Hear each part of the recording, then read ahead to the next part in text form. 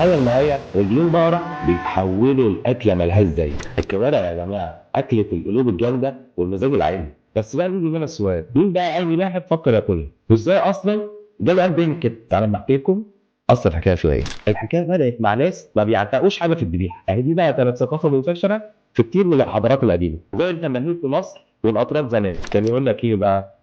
طول ما الاكل فيه خير كله يتاكل. والناس اللي بدأت تاكل الكوارع شافوا ان الشوربه بتاعتها كنز للصحه والقوه. خلي صحه، هي الصراحه صح.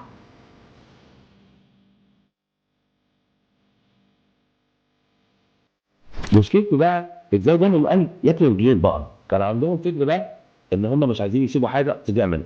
الناس دي بقى كانوا بيقدروا قيمه كل جزء في الحيوان. الصراحه هم عندهم حق، والكوارع دخلت في المطبخ الاسواني الاول، وبعدين اتلعبت فيه لحمه في مصر.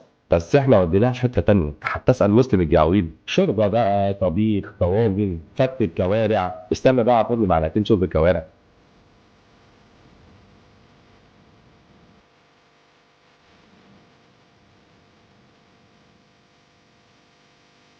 يعني دي بقى الشوربه اللي ستي وستك كانوا بيقولوا عليها تشيل الهم والبرد مع بعض.